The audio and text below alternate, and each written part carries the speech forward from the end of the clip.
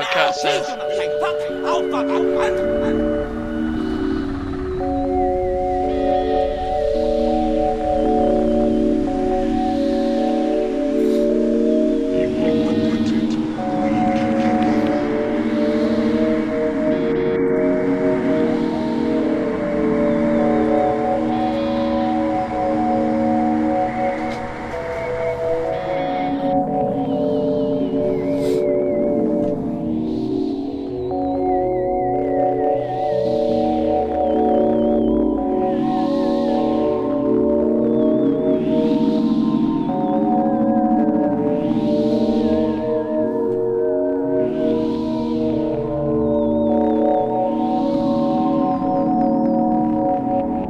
Good evening and welcome to another Fortean Words. Alive now! Please do not say fuck! I'll bugger! And... Thank you, Davina McCall. Mr. Goldsheckle says 7:07 PM, spooky. Numerology, isn't it? Have we got to issue a cringe warning for this one, Hobbit? Yeah, so, Just Stop Oil in the Extinction Rebellion? Yeah. Imagine that, but 100 years ago. Well, that wasn't. No, I think that was before the Kibbo Kift. So yeah, well, it was, but it was all about 100 years ago. I'm looking forward to this one. Then I know nothing about this, so this is going to be pure. I didn't reaction. until about 5 minutes ago, and my God, what a load of cringe I found. See guys, we do show prep. It's 5 minutes. Yeah, we do 5 minutes. That's why we're always late. That's when we do the show prep. It's part of the mystique. The mystique. Yeah. What, for us? Not the audience. It can't be copied if you don't know what you're doing, can you? Right. I'll have you know, we have high standards here at 14 Words. Go on then, Hobbit, kick us off. Stuff in your face.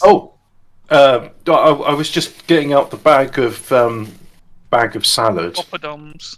You know, right. they give you a bag of salads and just like it's in a little bag with a knot. So, okay. Yes, so the KKK, also known as the Kibbo Kift, The kindred of the Kibbo Kift.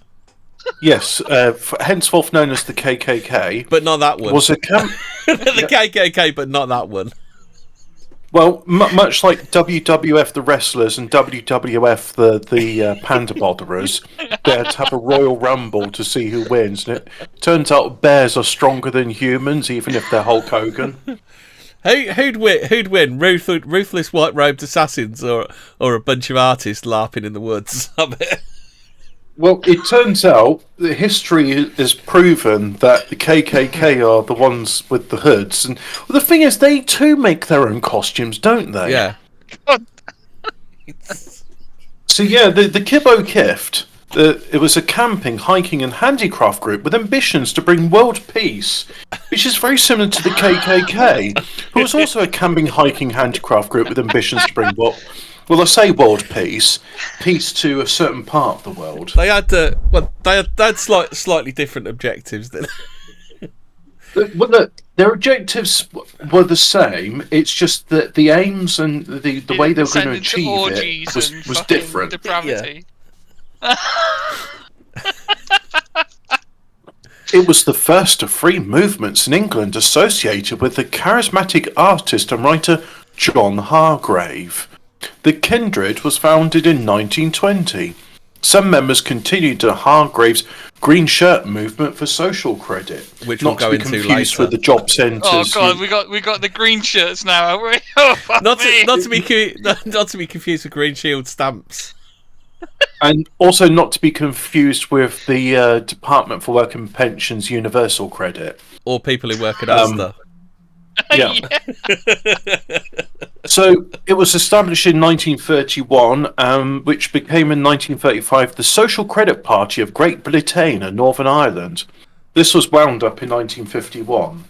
So shame. I don't know what wound up means. I concluded, I assume. Yes. So it was a wind-up throughout that time. That's pretty good Hargrave run. claimed...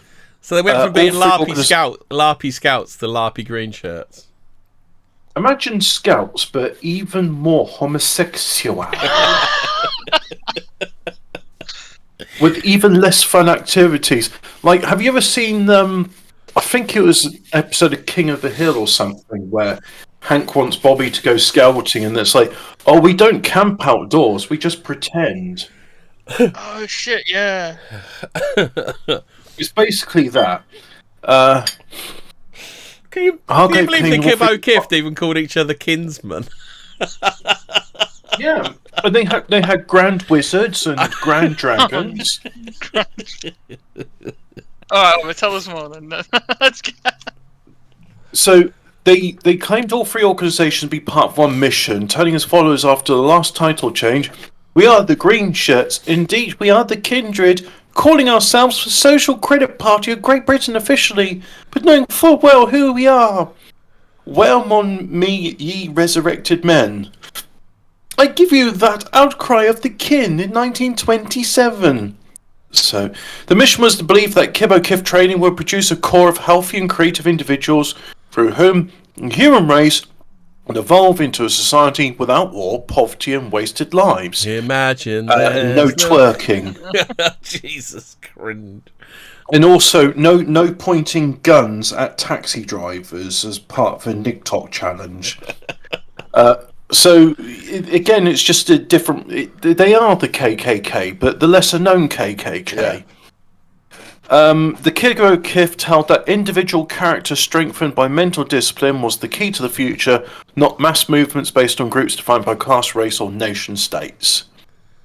Basically, their mission statement was imagined by, by John Lennon. But it hadn't been written yet.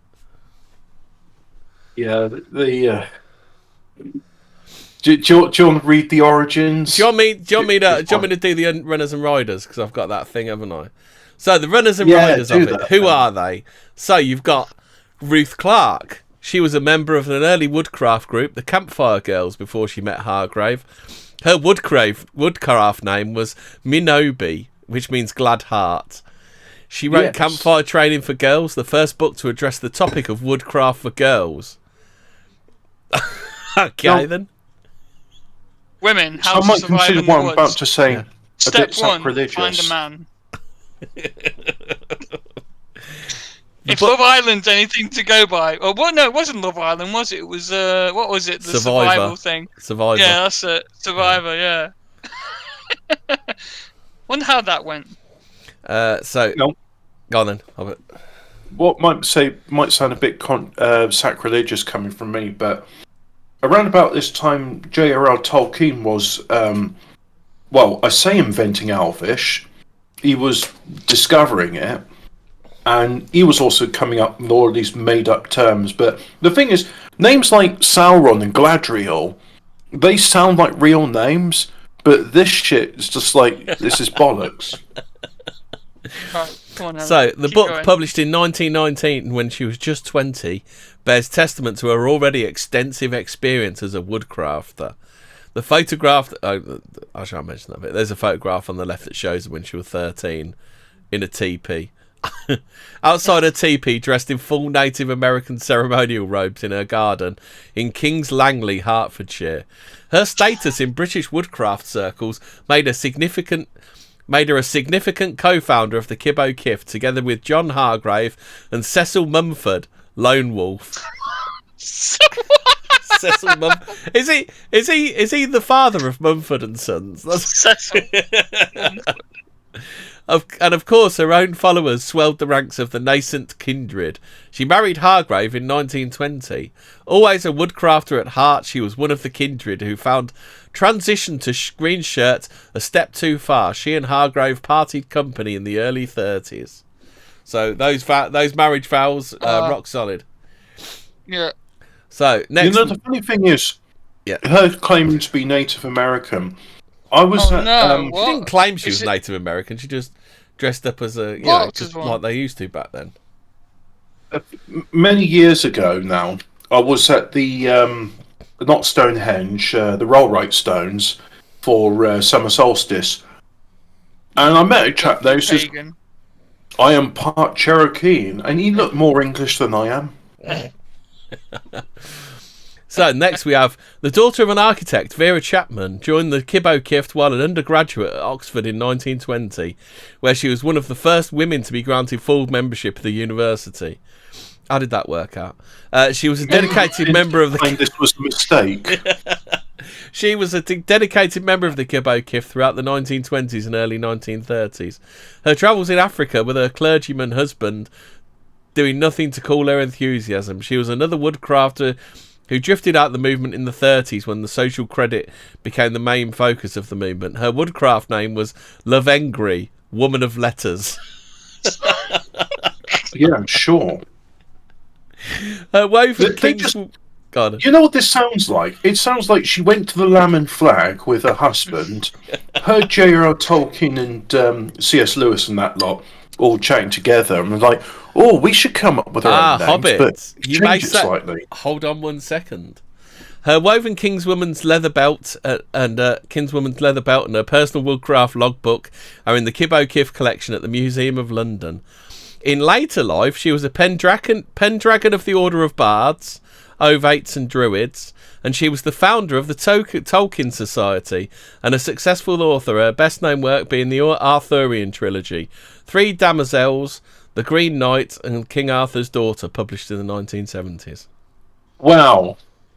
I called it. I fucking called it. I fucking knew it. Riding on the coattails of greater men. Standing on the shoulders of giants. Right, next is Angus MacBean. Joined the Kindred in his late teens before he became famous for his theatrical known as photography. Mr. MacBean. Theatrical photography, taking the woodcraft name Angus Og in honour of his Celtic ancestry. However, the large number of his photographs and glass negatives in the Kibbo Kift collection at the Museum of London show he was already developing the skills which to provide his livelihood and fame in later life. His propensity for handicrafts developed at an early age stood him in good stead in the Kindred. Although later in life his homosexuality was an open secret, these were different times, and his marriage to Miss H. Wood is recorded in the September 1927 issue of the Kibbo Kift Broad Street. What's that? Miss H. Wood. Yeah, okay. Mrs. Hardwood. Yeah, that's wood. Right. Uh-huh. I bet she didn't get no wood on her wedding night.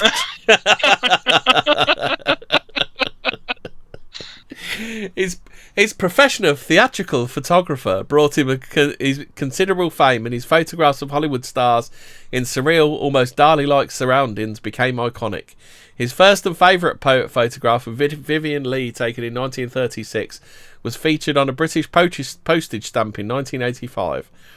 He photographed many of the leading actors and actresses of the time. Richard Burton and Elizabeth Taylor would only be photographed by him, and he was responsible for the covers of the Beatles' Please Me and some years later their Greatest Hits LP.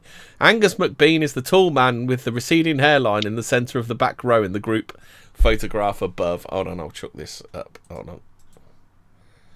There is a bit about its origins here, and I think this is pertinent to it. Right? And then I'll do a bit more of who they were in a bit then. The Kindred will form a meeting held on the 18th of August 1920. So who was involved there? The movers were Miss Emmeline Pethwick Lawrence, a former suffragette, which I find interesting because Emmeline Pankhurst was a famous suffragette. Dr. C.K. Cullen, a socialist-inclined medical officer in East London, and a youth leader at the Camelot Youth Club in Poplar. They all had a broad vision for showing character model. So anyway, Hargrave emerged in 1924 as the head man. Hargrave, a.k.a. White Fox, artist, author, and all-round tosspot, the Boy Scout Association's Commissioner for Woodcraft and Camping, had become disenchanted with the increasingly militaristic tendency of the Boy Scouts Association after World War One. Soon after the formation of the Kindred... Quite a common thing, that, isn't it? I would join the Boy Scouts, but it's far too militaristic for me. The Boy So Scouts. Fuck soon me. after the formation after formation of the Kindred, Hargrave was expelled from the Boy Scouts Association by its chief, Robert Baden-Powell. Oh! According to Hargrave, Baden-Powell acted with extreme reluctance, and only after some wealthy backers had threatened to withdraw funding from the Boy Scouts Association unless he was expelled. Oh, Based. I'm sorry, I don't want to do it. It's not like you're weird or off-putting or anything. But, wealthy backers say you've got to go. Yeah. My hands are tied, honest. Why does Baden-Powell need wealthy backers? I don't know. Uniforms cost money? Yeah. To be fair, Baden-Powell was a proper lad. You know, Hitler gave out a fatwa on him, didn't he? Yes, because Baden-Powell was training prepubescent death commandos to assassinate him. Yeah. They were going to sweep his chimney it all and makes drop. sense now. That's what the granny knot's for. Oh shit! They were going to sweep his chimney and drop bombs in it. Yeah. Bob a job week. Bob a hit on Hitler, more like. That's it. Bob a job. I've got a bob. Kill Hitler. How much is a bob? I can never remember. 1 shilling. It's a shilling. It's also like £2 today.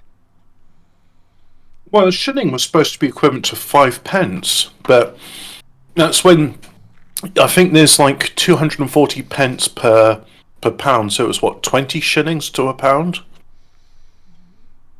And then there was guineas, which for some reason you got a pound, but a guinea was a pound and a shilling, and horses were traded in guineas. I don't know why.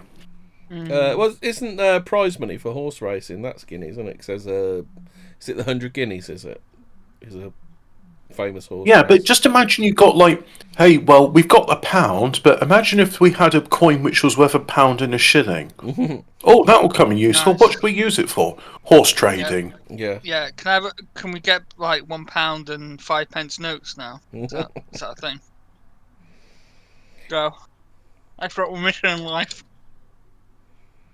I asked my dad when did they stop trading in gallons for fuel and go over to litres, and he says it was around about 9. And I said, why bother when we use it so long? He says, well, what do you think? It's like, and he says it's the bloody Nazis in Germany. And I said, aren't we supposed to have won that war? And he says, yeah, I have my doubts about that.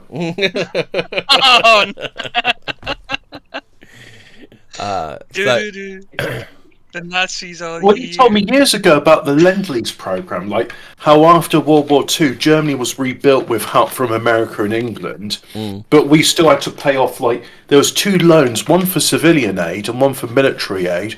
We paid off the military aid, I think, in 2006, but we're still paying off the civilian loan to America. Have a guess which Prime Minister forgave all of our war debt?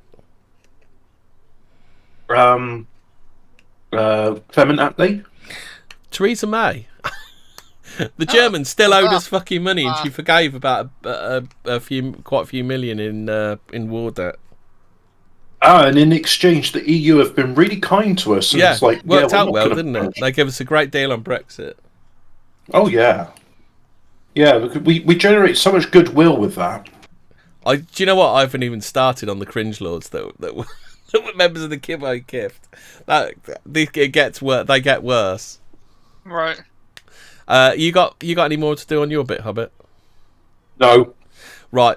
Historian, author, pacifist, campaigner for women's rights, and anti-slavery activist, and outstanding journalist Henry Nevinson was a founder member of the Kibbo Kift, as well as being on its advisory about council. anti-slavery activists. Well, slavery was a massive problem in the 1920s, wasn't it?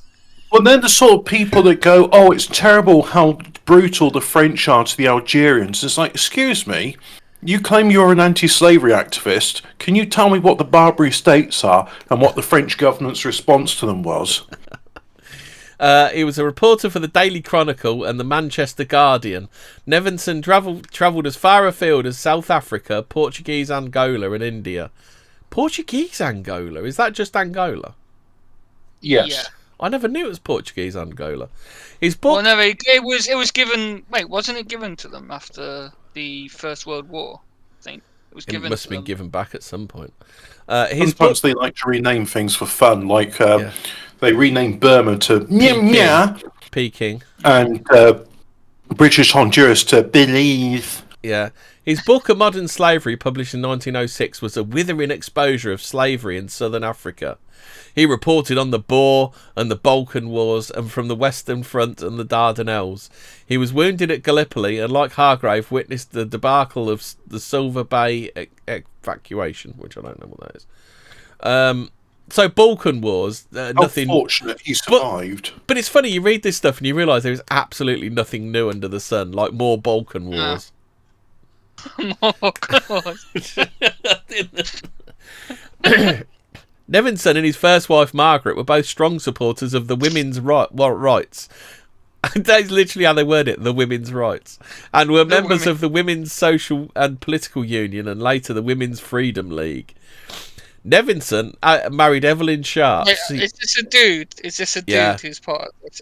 Henry Nevinson. Oh, God. Nevinson married Evelyn Sharp, see below. I'll talk about her in a bit. After his first wife died in 1932, he was closely involved in the foundation of the National Council for Civil Liberties, nowadays known as Liberty. I mean, these fucking shit libs. And became its president in 1939. He died in 1941. He was the father of the artist Christopher Nevinson, also a pacifist. He refused combat duties in World War One, volunteering to work instead for the Red Cross on the Western Front. It may have been Henry Nevinson who was responsible for introducing one or more of the suffragette wing of the Kibbo Kift. Be that as it may, there were a high number of high-profile women who, no doubt attracted by the co-educational ideals of the kindred, were full and active members. Perhaps the most high-profile of these is Hobbit's favourite, Emmeline Pethick Lawrence. Socialist, suffragette, peace campaigner, cooperator and campaigner for women's birth control. Her political Damascus was working as a social worker at a Methodist mission in London. Can you believe that? They had Methodist outreach to London, bringing Christianity to the heathens. Where she real Christianity. Wait, yeah. Methodists? They're not Latter-day Saints, are they? Methodists are different. Yeah, I don't know. Hobbit, right? Do you know what the Methodists are? Or has he disappeared? We'll have to wait till he comes back because I don't really get all these. Oh, he's off talking somewhere. Wait till he gets back. Where she witnessed the depredation and grinding poverty of working class life in big cities. In 1895, together with Mary Neal, she formed a dressmaking cooperative called the Esperance Club to assist working class women. Emmeline Pethick had married lawyer Frederick Lawrence in 1901. They both joined. It's funny that all these people that are like ride on, we're with you, working classes. They always marry well, don't they? Classic champagne socialists. They both joined the Women's Social and Political Union in 1906, and within 6 months she'd been arrested and imprisoned for making a speech in the lobby of the House of Commons. Subsequently, they both disagreed with the policies of window smashing and arson, which eventually led to them being expelled. Okay. Pethick Lawrence continued to support the women's suffrage movement and was a leading light in the Women's International League for Peace during World War One. She stood for Parliament unsuccessfully after the Qualification of Women Act was passed in 1918. She joined the Kibbo Kift in 1921, no doubt attracted by many of the ideals and concerns she shared with the movement. Her Quaker background, her pacifism, the unique co-educational nature of the Kibbo Kift, and her own observations of the hardship and poor conditions of urban life for the vast majority of the people. She took the woodcraft name Latosta, looking towards the stars. Oh, Hobbit, what are Methodists? Are they Christian? I mean, because Emmeline Pethick Lawrence worked at a Methodist mission in London. I mean, did they need Christian outreach to London or something? I don't know. I suppose. I mean, Thomas Fox, who founded Methodism, yeah, was concerned about poverty and the health of people. He wrote various books on herbs and how they were medicine. Yeah. So she was Latosta, and the title Exponent of the Earthsea Legends. She brought status and resources to the kindred, the large house in Old Square being used for meetings of some of the London lodges. She translated several of Hargrave's books into German. Oh, a bit sus then. She knew German a bit too well. Did you want to do a bit more Hobbit, and then I've got a couple more people to talk about after that. What have you done about their beliefs? No, I've done all I've done about the people. Yeah. Right.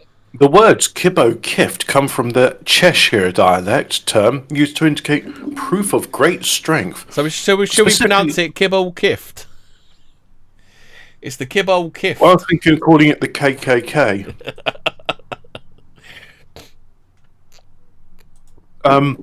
Specifically, lifting a heavy bag of grain, which of 325 pounds, onto one's shoulders. The group's initials... Bloody hell. That's more than I weigh. The group's initials have led some to assume the relationship to the Ku Klux Klan, but this has no basis in fact. Yeah, okay, pull the other one to Wikipedia. Yeah. And Hargrave took great pains to correct this misapprehension in the popular press during the group's lifetime. The KKK had interest in regional geography and world culture that coexisted with passionate ideas about national identity. The group had been claimed to be the only genuine English national movement of modern times. In 1920, Hargrave made a cringeworthy poem. Kibbo Kift is an old English expression meaning literally proof of great strength, or the strong. So today in the woodcraft camp we speak of Kibbo Kift, meaning the idea and ideal of the great outdoor trail and open-air education. The Kibbo Kift, meaning the woodcraft kindred, the KKK. To be Kibbo Kift, meaning to be a good camper and woodcrafter, to be a clean, strong, upright man. Well, that's racist. Or woman or child. The movement drew heavily on the woodcraft ideas of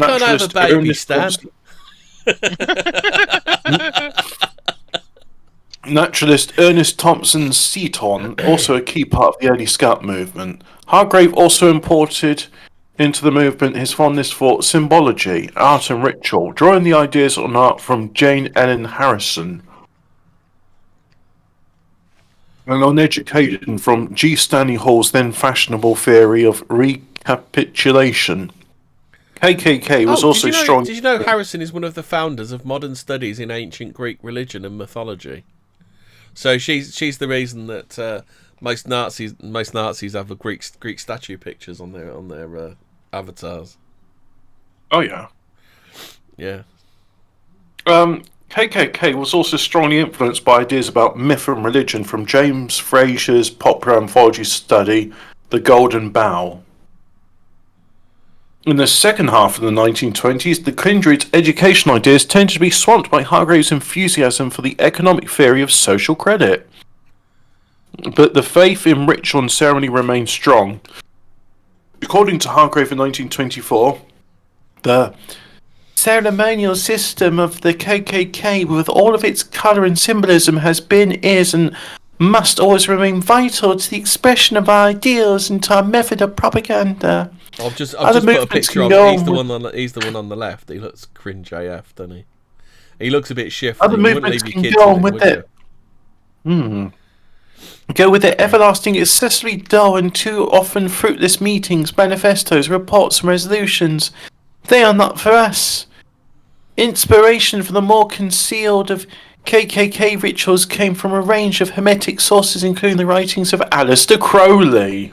Always. It's the root of all. We were just talking about how it comes back to Julian Huxley and Aleister Crowley. Every time. Every single time.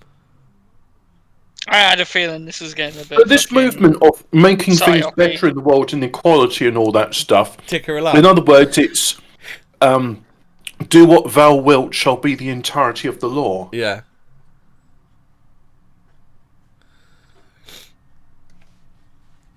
So, are you gonna tell us what their activities are, or do you want me to do? I think there's two more people. I've got some Peshwari naan.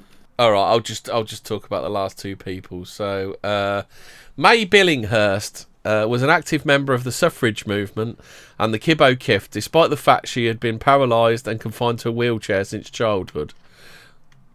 Photographs in the MOL collection show her with her wheelchair at Kibbo Kift camps and gatherings.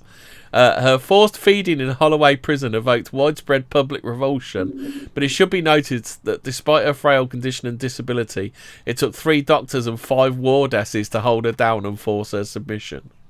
Oh, Jesus, what? Yeah, she was a proper gal, weren't she? She was obviously on hunger strike in Holloway prison. They force fed her. Damn. Yeah. There's two more actually. Mary Neal was a pivotal figure in the Kibbo Kift, as she was in the women's suffrage movement and the English folk dancing movement. She was responsible for many of the influential contacts of the KKK, from Clement Attlee, the future Labour Prime Minister, to Rolf Gardiner, who played a key role in the revival of the English folk dance tradition and was a friend of D.H. Lawrence. It's interesting you mentioned folk dancing, because at one point Morris dancing was almost extinct, and the only place which still had Morris dancers in the 1920s was Oxford. Oh, really? But didn't you know Morris dancing was almost unheard of back 100 years ago? Oh shit! No, I didn't know. Yeah. So Well, maybe like, it was invented more recently. A pioneer. As we all know, Morris dancing symbolises slaughter of many Muslims. A pioneering youth and social worker, suffragette, and founder of the Esperance Club and the tailoring cooperative Maison Esperance for poor working class women, she later breathed new life into English folk song and dance movement, for which she was awarded the CBE in 1937. There's a women's Morris crew named after her honour in Islington. Fucking Islington Morris dancers? I don't think so. She was a leading figure in setting up the first purpose-built play centre at Passmore Edwards Settlement, Tavistock Square, London. Ooh, that place. A play centre in Tavistock Square. Can anyone say proto style? Evelyn Sharp was a socialist and key figure in 2 of the major women's suffrage societies in Britain, the Militant Women's Social and Political Union and the United Suffragists. She was twice imprisoned in the campaign for women's suffrage and became a tax resister. As a pacifist, Sharp was active in the Women's International League for Peace during World War I. The daughter of a slate merchant, the 9th of 11 children, she received only a couple of years of formal education, but still passed several university local examinations. An established author who had published in the Yellow Book, I don't know what that is, she was especially known for her children's fiction. Is Hobbit still stuck in his face, is he? I think he is. Yes, I am. Oh, okay then. Do you want me to do the next bit then? Please. Those who joined the Kibbo Kift had to sign up to a lengthy covenant which set out some great utopian ideals. In many aspects, it resembled American President Woodrow Wilson's 14-point blueprint for world peace at the close of the Great War. How did that work out? Was he America's most ineffective president ever? Yeah, there are people that are not big fans of him. He just seems to be a very apathetic statesman. Yeah. Was he president when the Federal Reserve came to be?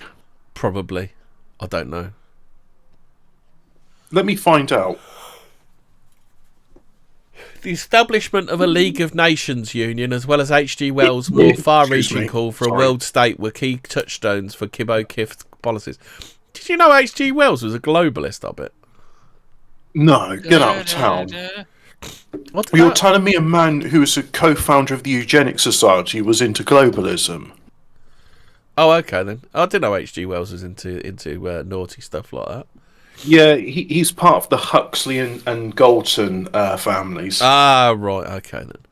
So I suppose they were gutted the Kibbo Kift never really took off because they could be influencing kids right now, couldn't they? A shorter, more personal declaration abbreviated the covenant and was used especially for younger members. So you had to say this: I wish to be Kibbo Kift and to 1. Camp out and keep fit, 2. Help others, 3. Learn how to make things, 4. Work for world peace and brotherhood. How did fuck does a kid do that? Just going back to Woodrow Wilson, I was right. Yeah. The Federal Reserve was founded in December the 23rd, 1913, and he served as president from 1913 until 1920. So he was a bit of a Theresa May then, was he? Or a Gordon Brown, maybe. Yeah, or a Rishi Sunak. Actually, any of the prime ministers from the last 30 years. Well, The reason I say Gordon Brown is because, look, gold is $200 an ounce. Let's sell all of England's reserves. Oh look, gold's hit the bottom of the market. Let us sell it. That's buy high, sell low. That's Gordon Brown's economics, isn't it? Gordon Ramsay would probably do a better job of governing the world. England. So England is the world. kinsmen and women were organised into things, which were districts, clans, which are groups, tribes, which are groups with children, such as scout patrols or classes from a school, and lodges, groups of adults. There was also room for lone kinsmen who kept up with the movement through newsletters, the Mark, the Nomad, and Broadsheet. Each individual... What? No, this just sounds very familiar. Each individual took a woodcraft name. Thus, Emmeline Pethick Lawrence was Lotosa, look to the stars. The correct costume had to be handmade by each individual or roof tree, which is a family group, according to designs laid down by Hargrave. The everyday habit of Saxon hood, jerkin, shorts and long cloak must have seemed outlandish in the English countryside of the 1920s. The popular press also drew attention to the group's skimpy exercise costumes. These included brasserie type tops for women and G-strings or breech clouts for men.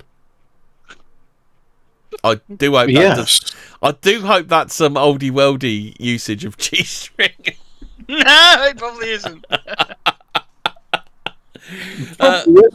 It probably is what you think it is. What's a breech clout? You know what? I was about to look that up before we started. I'll tell you what, you wouldn't want to be doing burpees while you got a How do you G-string spell on, it? would you? Jesus. How do you spell it? Breech, as in breech? BREECH. Oh, it's also known as a loincloth. For fuck's sake. Oh my god. Fucking... What is this? A breech cloth is a long rectangular piece of tanned deer skin. Right, so imagine you've got a towel, you've wrapped it around your balls and your arse, and now you've got a belt to hold it up. So a bit like a leather nappy then, is it? Yeah, but you've got like bits to trail in the front and the back. It's a very... I tell you what, it won't cover the outer thighs. Is it like a piece of string and then like there's like two flaps at the front and the back? Is that what a loincloth is? Or is there a bit that goes between the ass and the... I'm just going to copy the image of what a breech cloth is, because maybe my description's not doing it justice. Well, they actually call it a breech clout, although I should imagine it's the same thing. Breech clout, you're basically dealing with a rectangular piece of cloth or hide. Yeah. It's covering your ass and your balls, and you're using a belt to hold it up. To me, what it looks like a bath towel, but you've got it hung up at two ends. Yeah. And this was exercise. This was exercise. It's from the Jimmy Savile school of fucking exercise wear, isn't it? I mean, I can understand where he's come, because if you look at the sort of the dressing that Mr. Hargreaves uses there, he's got himself like the Saxon hood. So that's a breech. That's a breech clout, isn't it? I've just put up. In other words, he just like wants people to dress like oldie worldy stuff. They basically all of them were at the Lamb and Flag when Tolkien was talking about fantasy and stuff, and was like, oh yeah, we should dress up like we're from the medieval era. That would look proper good. We can say we got ancient like history and culture in it. You know what it is? There you go. It's fucking Tolkien and that talking at a table across the room, and he's trying to listen in, and like, Yeah. oh, yeah, and he got it wrong. And he was like, Well, you know what? Yeah, they said Tolkien and the other ink lot, I can't remember their name, saying about Incas. And then you got John Hargreaves sort of listening, like nursing his single pint of shandy throughout the night as he's taking notes fervently, going, "Oh yeah, I'll make a order of protecting the woods, and we'll call it an entmoot." Oh no, he's already done that. I'll have to come up with a different word for ent. But just like a little footnote in the margin saying, "Come up with different word for entmoot."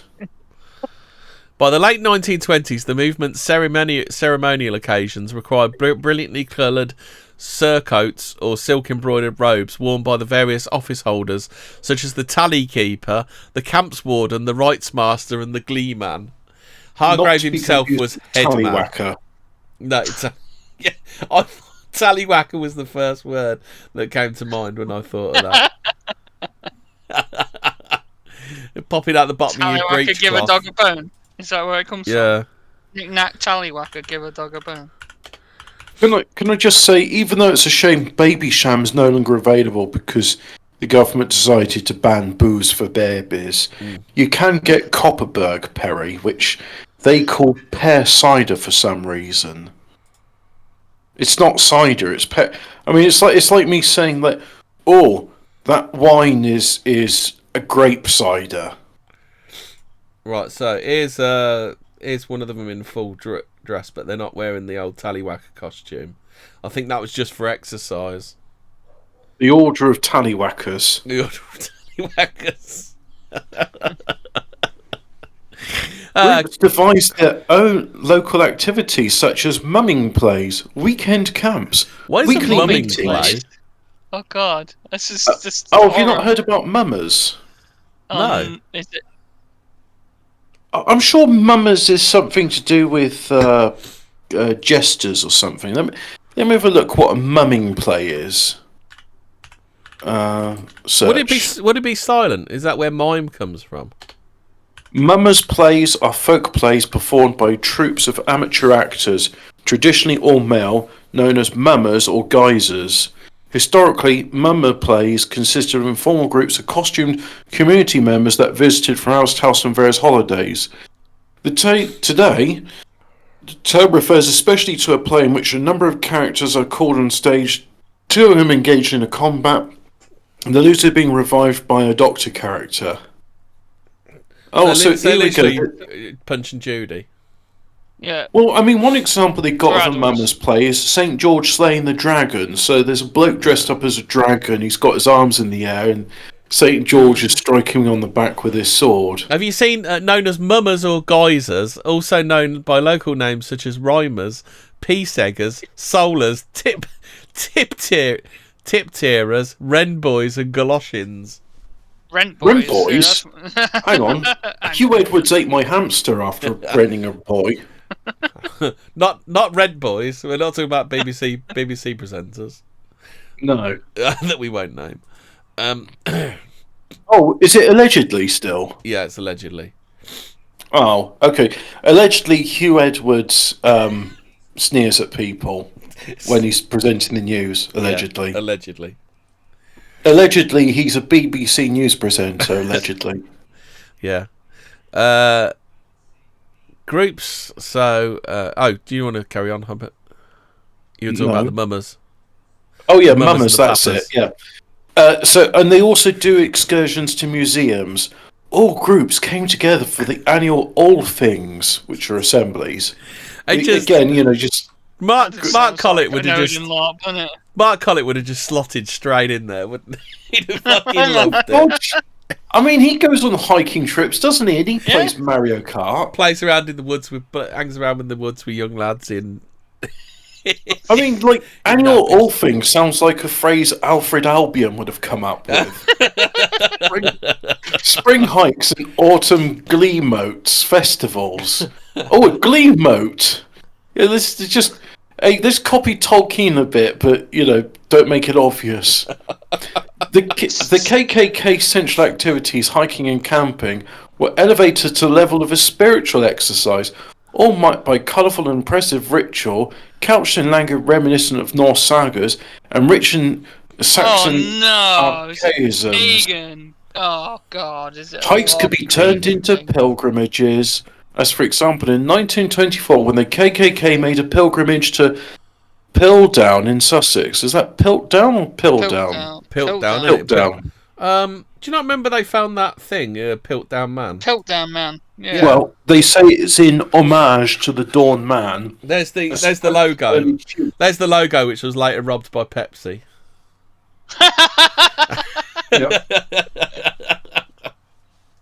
So they make a homage to the Dawn Man, a supposed early humanoid whose skull had recently been unearthed, later found to be a hoax.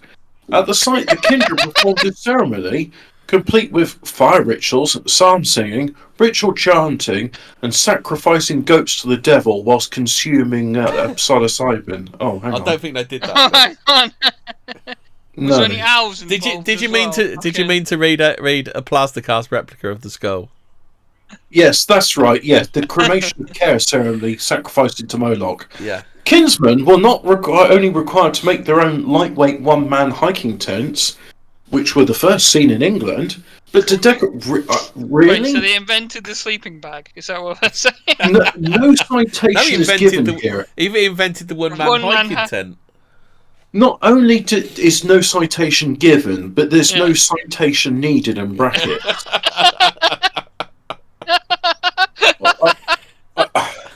Look, don't start calling me Mr. Snopes here, but I have my doubts. Just put it on Twitter, I bet. They'll soon correct you. Yeah. Oh yeah, community notes are good at that stuff. The movement so one-man hiking tents. Yeah. The movement included several talented art and craft teachers, including Kathleen Mills, known as Blue Falcon, Winifred Tuckfield, known as Lamal Teach, a co-founder of the Knox Guild of Design and Crafts, the KKK, and C.W. Paul Joseph Watson, known as Old Mull. Consequently, the robes, regalia, tents, totems, and artifacts can display an extremely high standard of craftsmanship. So, what did they actually believe in them with the spirituality? Is it mentioned? What, that bloke? that bloke, the great beast, that bloke there. I think they were. They were basically. It was just they were LARPing in the woods, basically, weren't they? There wasn't any I don't think it was massively coherent. It was just LARPing paganism. I think the term was really understood or accepted. Yeah. Dopey Chris said he also made me hold his balls when I coughed.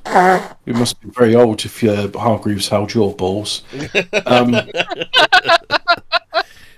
Hargreaves designed most of the movement's official visual symbols, including the striking banners and sigils, brackets here, symbols, which were made into embroidered badges by Ruth Clark for the coloured surcoats of mandated officials.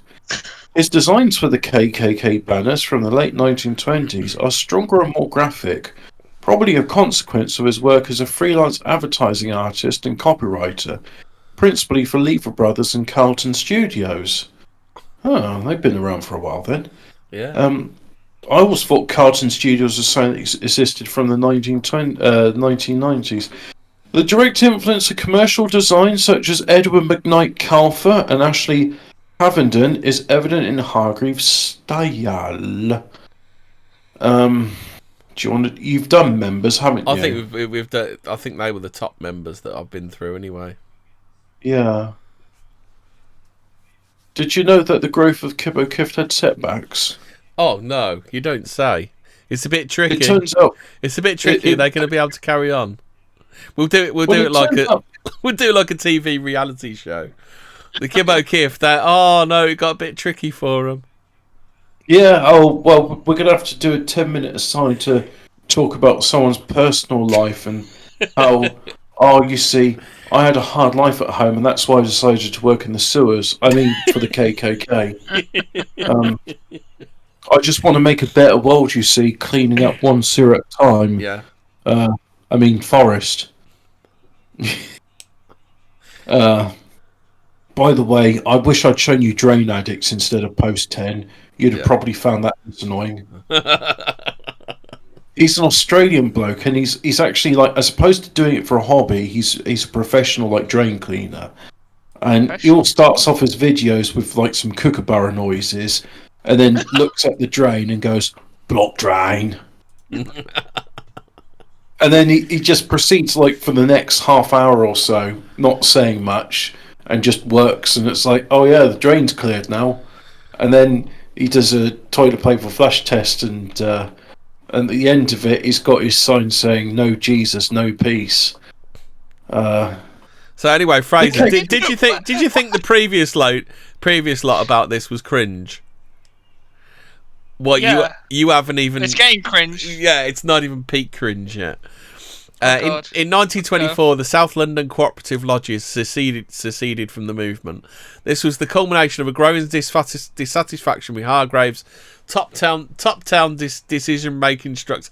Who'd have thought fucking hippies don't like being told what to do? And his tendency to make outlandish public claims for the organisation that deviated from the covenant and risked ridicule. What were these claims then? I think they're going to say so. I think they're going to give some examples now. Okay, right, in June 1924, a group... No, they're not. They're not even going to tell you what they are. What? Yeah. How disappointing. Like... Yeah. We're leaving because... we don't want to tell you why. But this guy is an idiot. This is so British.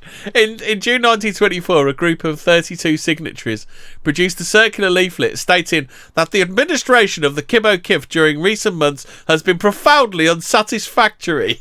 Is that like the most British protest ever? At the 1924 Althing, it's like Althing but one L. So Althing. Dr. Cullen, Gordon Ellis and Joseph Reeves from the Royal Arsenal Cooperative Society, which had supported the Kindred financially, led the formal walkout. One of the party members, Leslie Poole, formed the Woodcraft Folk, which outlived its parent organisation and still exists as of 2023. So really? you don't need to give Woodlander £1 million. Just go and join the Woodcraft Folk instead. In 1924, Hargrave was introduced to the theory of social credit. The theory was first put forward by C.H. Douglas. Go on then, Fraser. Social credit. We're getting, Yeah, vibes. Weird vibes. The vibes. Yeah. Hello, New World Order.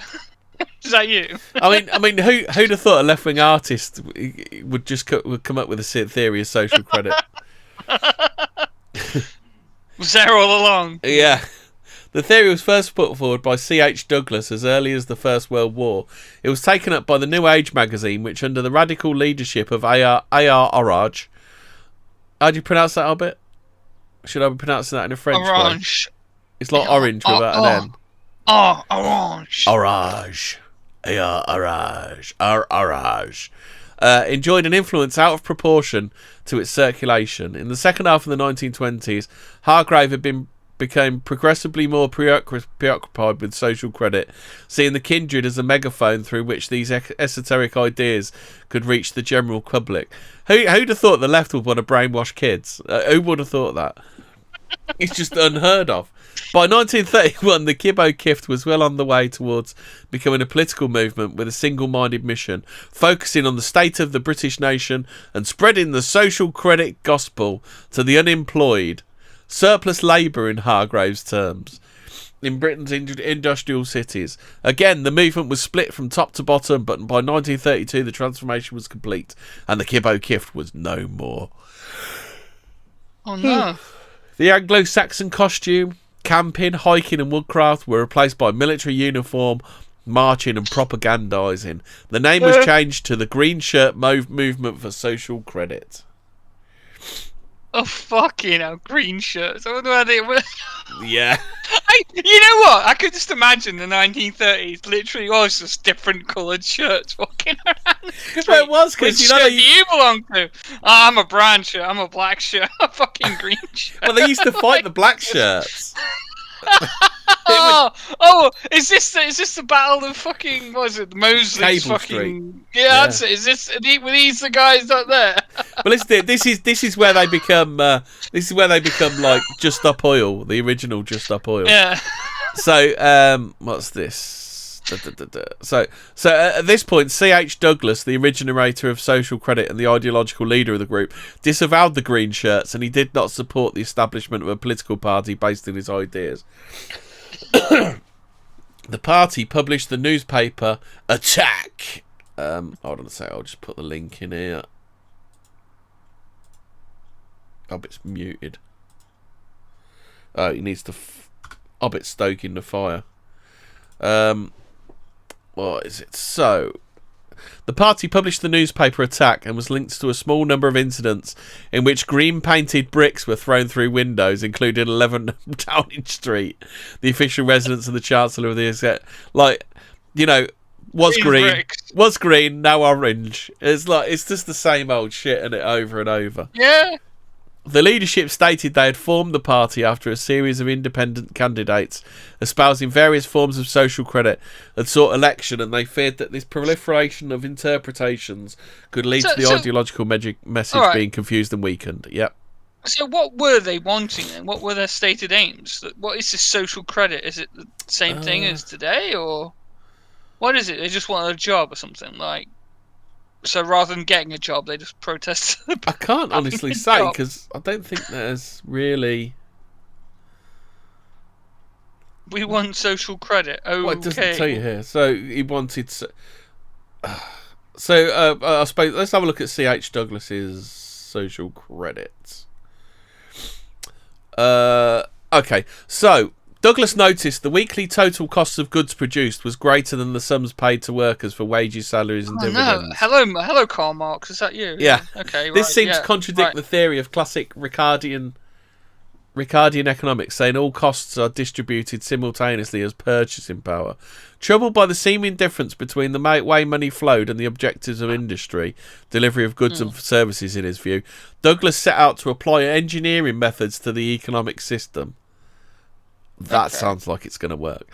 So Douglas collected data from more than 100 large British businesses and found that all except those becoming bankrupt paid less in salaries, wages and dividends than the costs of goods and services produced each week. The workers were not paid enough to buy back what they had made. Okay, that's... Okay, yeah, alright, okay. So basically they're saying that, like, they're producing a Rolls Royce and they can't afford it because they're on £5 an hour or whatever. So I think what he's saying, I don't know, it's like... I don't know, it's weird because he's not accounting for the original set. It's I think he's saying there's like the original setup fee for it. Yeah. And then...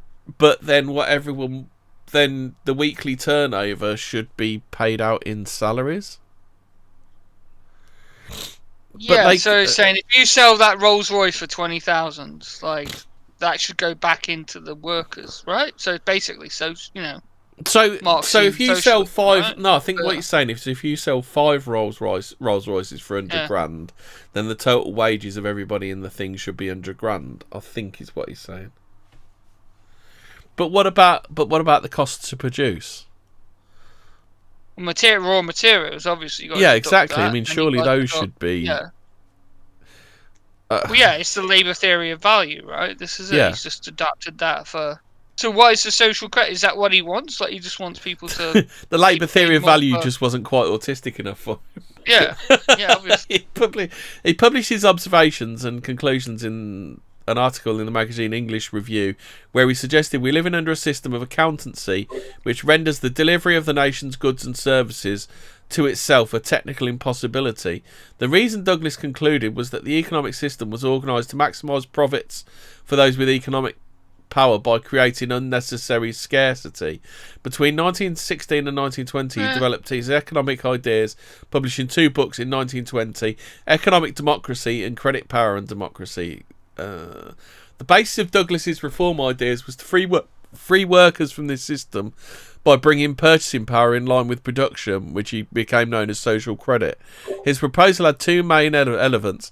I recognise this logo. Which one? You see this green flag for this thing of social credit? Yeah. It's you see it prominently in XCOM 2. It's used by the Alamals as their cross. Oh, is it? Yeah.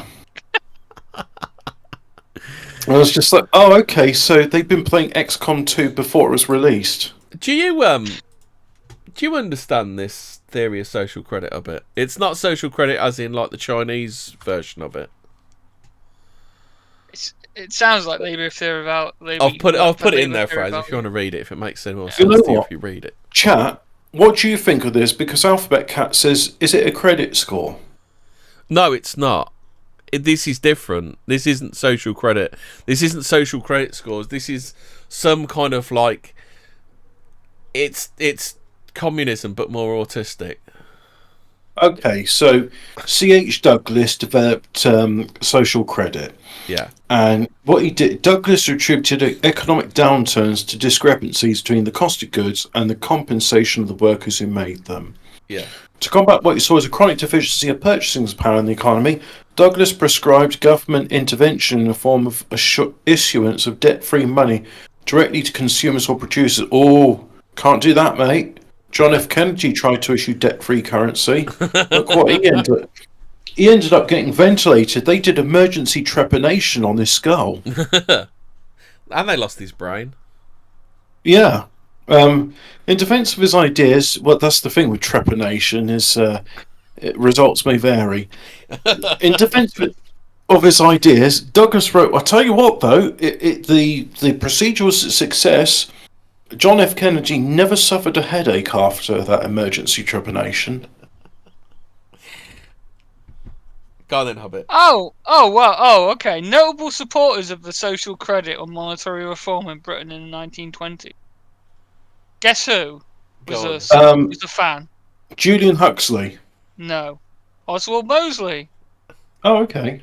So, were they what? So he was... So in other words, it's not complete the social credit movement was different from... Well, because C.H. Douglas disavowed the social credit movement. So so Mosley separated the ideas from the group, hasn't he? Okay. Oh, right. So credit. So anyway, go on then. Yeah. In defence of his ideas, Douglas wrote that systems were made for men, not men for systems, and the interest of man, which is self-development, is above all systems, whether theological, political, or economic. Okay, so far that sounds reasonable. Douglas said that social creditors want to build a new civilization based upon absolute economic security for the individual.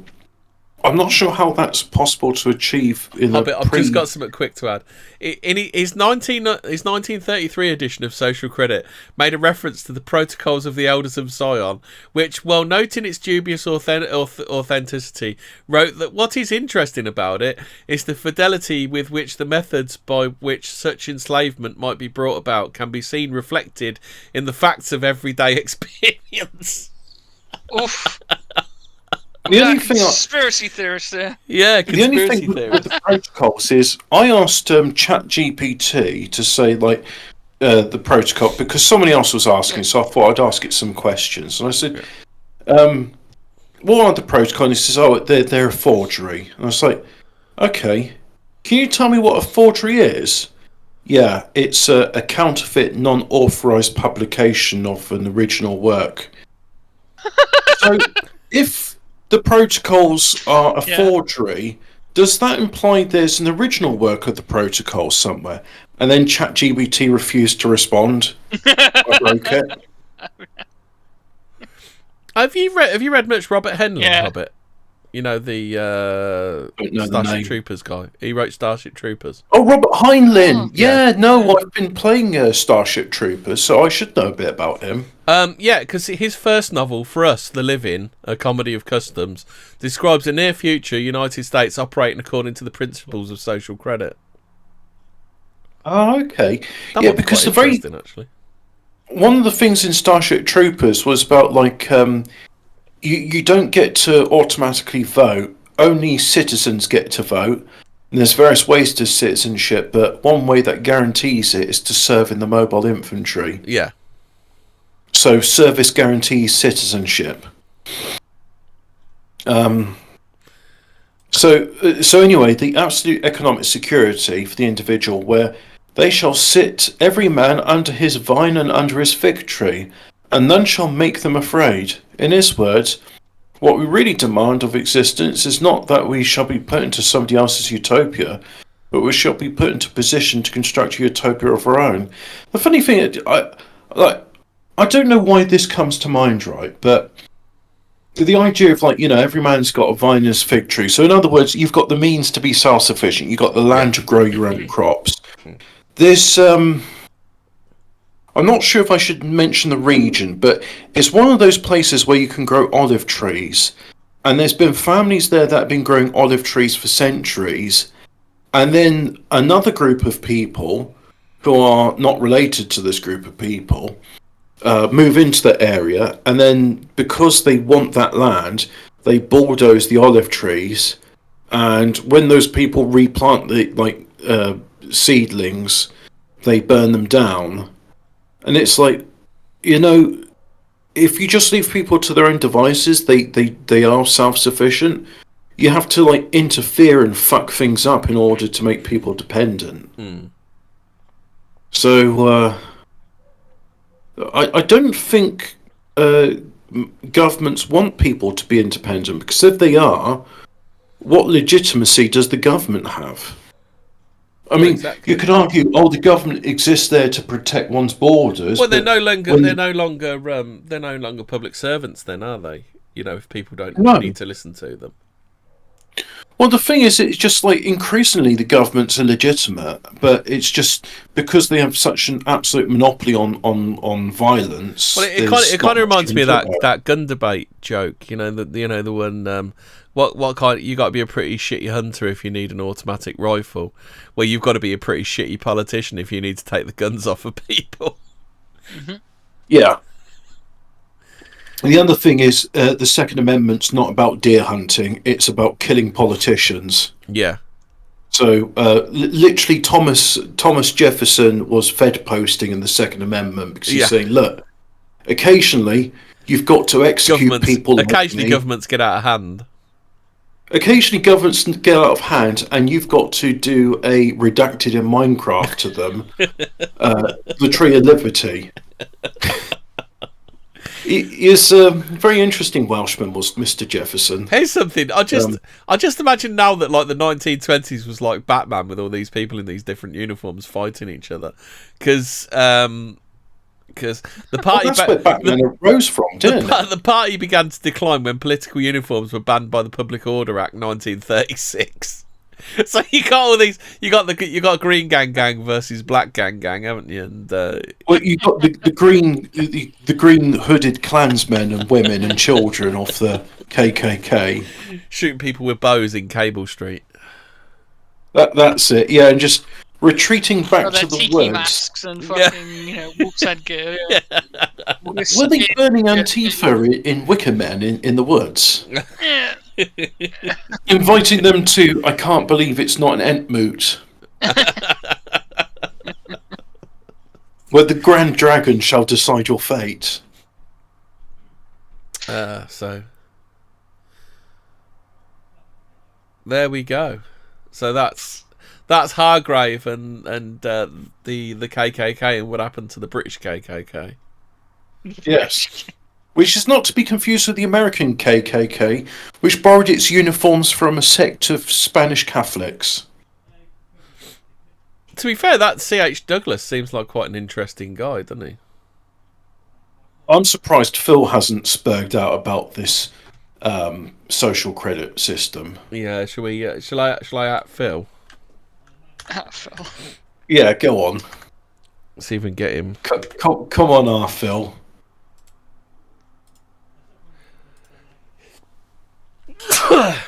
I've just added. Well, I haven't added him to come on. I've just added him.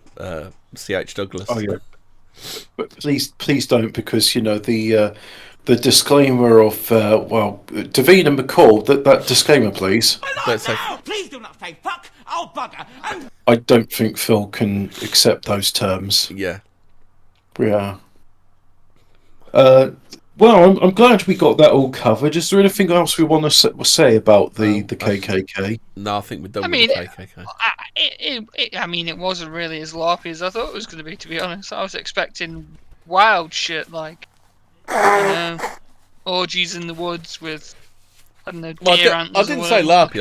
I said it was cringe. It was more cringe than larpy, isn't it? Okay, fair enough.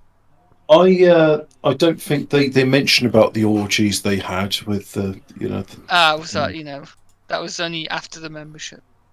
Yeah. So but in conclusion, I'd like to say I disavow the KKK, both the American and English variant of it.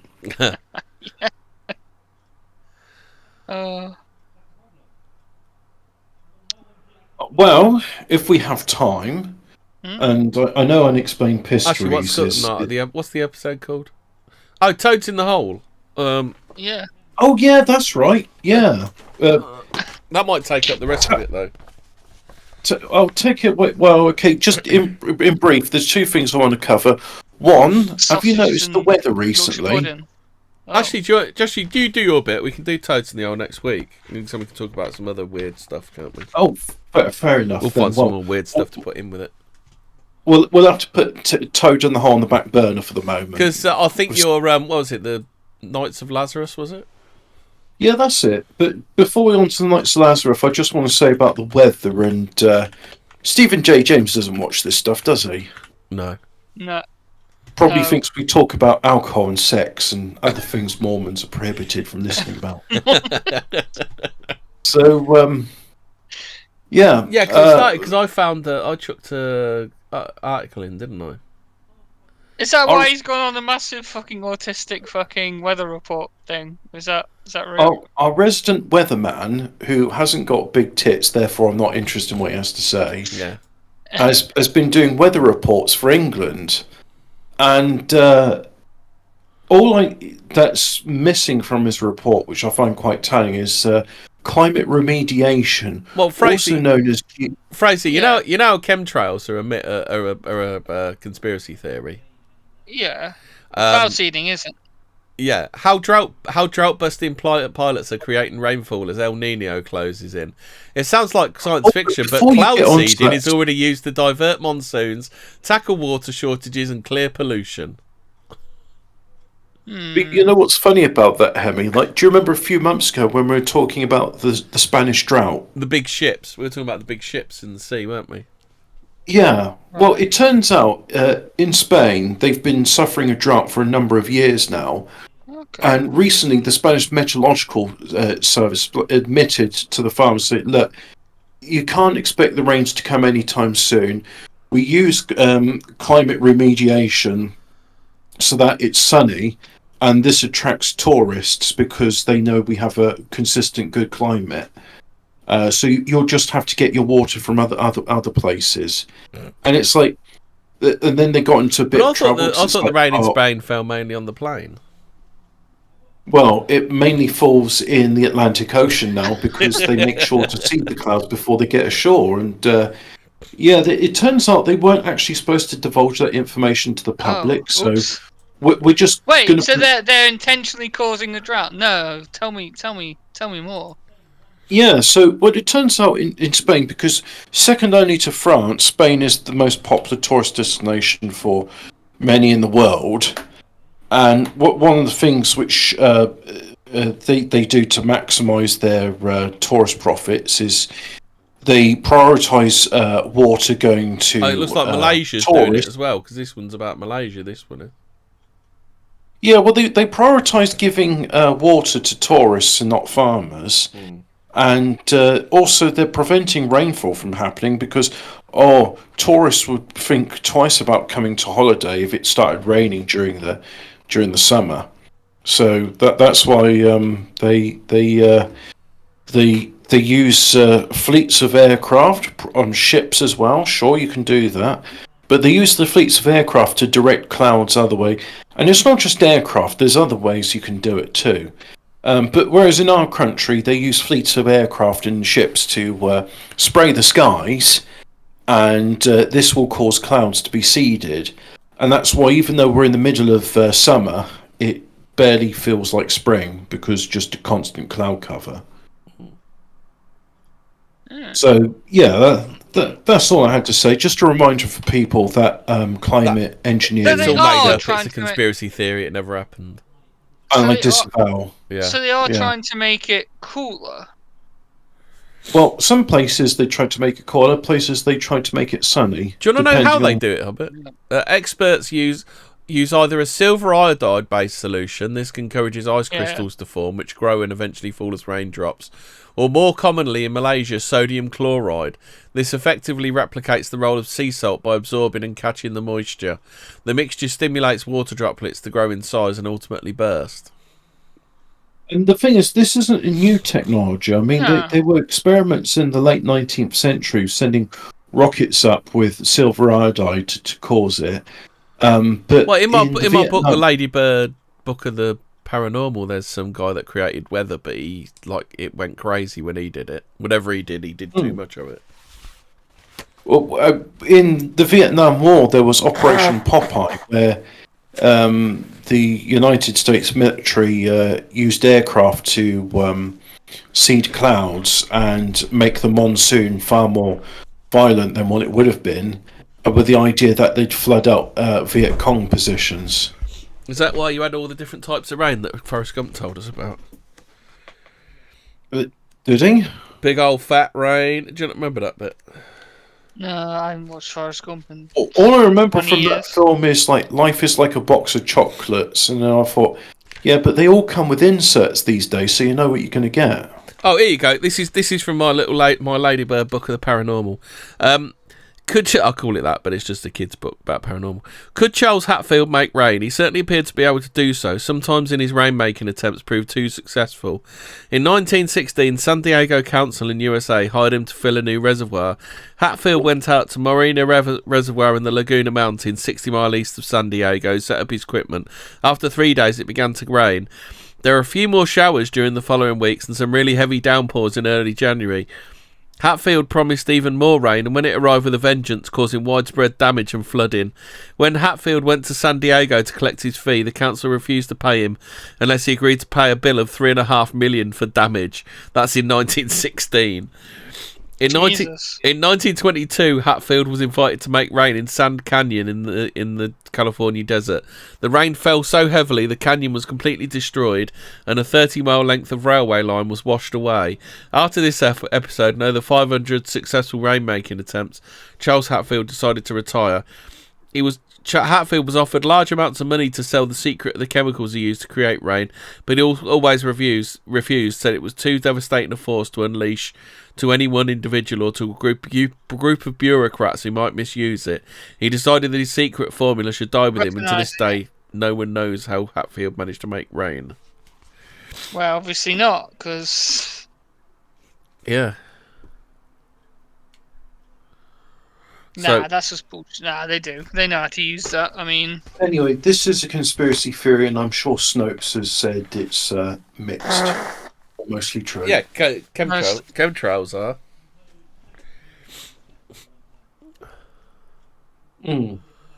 But no, alright, okay, so the problem with chemtrails is it's not actually what they say it is, right? I mean, chemtrails is like deliberate poisoning of like populations, right? That's what the chemtrail is about, where cloud seeding is just... Who knows what? I mean, who knows what it is? You know, they won't even admit it. So, like, who knows what it is? I mean, it might be that. It might just be cloud seeding. I mean, we don't know what it is, do we? Well, I mean, like, honestly, like, you know, this is where I disagree with the conspiracy, circle is, you know, with this chemtrail stuff as well. We're still here, like. Yeah, they're not doing a very good job of killing us. No, you know, they were killing us with they were killing us with the virus of unspecified origin, weren't they? And the vaccinations. You know, they're not doing a very good job of killing us, are they? They're not trying very hard. No, yeah, exactly. It's like, and the 5G thing. It's like, you know, it's. You know, something I thought about 5G this morning. Like, if they claim, oh, it's better coverage and signals and whatever, and I thought, well, it's higher frequency than the others, so it doesn't carry as far. Surely, if you wanted better coverage, you'd be going for 3G networks and just saying to people, well, look, it's slow, but if you want decent internet, it's more reliable. Yeah. Yeah. But now, whilst we never know what they're up to because they're never going to even admit to it, and the time they do admit to it, they say, "Oh, whoops, just kidding. That was just a prank, bro." There are people who have analysed what's coming out the sky. There's a documentary called "What in the World Are They Spraying?" And it seems, like the main thing they were spraying is aluminium Is it? That's it. Yeah, it's the aluminium. Yeah. And I imagine the reason they're doing that is because it's quite cheap. It's not very dense, so it stays in the atmosphere quite long.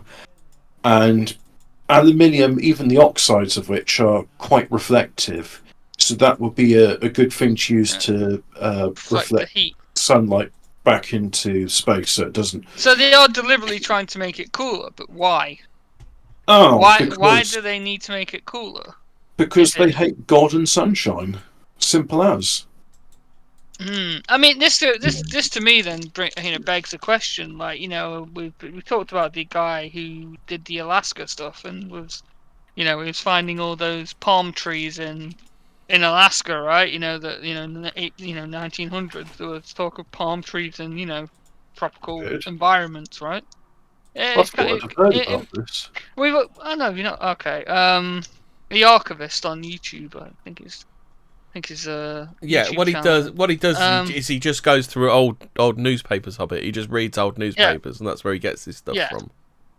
Oh, cool. And they were talking about, like, you know, his thing is that the vapor canopy theory. I'm sure I've mentioned this before. You know, it's kind of. It wasn't there something like that with Antarctica, where the further you go into it, the warmer it becomes. Yeah. Which seems a bit counterintuitive. Well, you would think, right? But yeah, so, you know, if they're trying to reflect the heat, this is what I'm saying. If the goal with this chemtrailing is to reflect the heat, why are they doing it? And it just brings back to this theory and what we know of, you know, history, that the temperature used to be a lot warmer. Actually, that's why.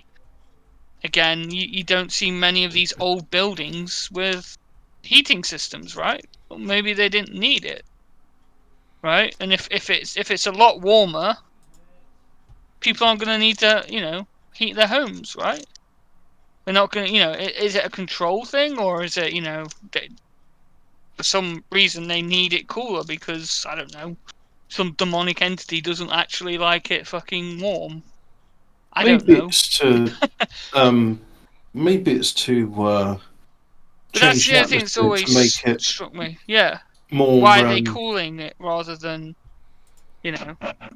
Well, on the one hand, we're to blame for the heat, like, you know, it's, you know, global warming, but on the other hand, they're actually trying to cool it, you know, while telling us we're to blame for heating it up. It has, you know, boggled my mind as to why they would do that. Yeah.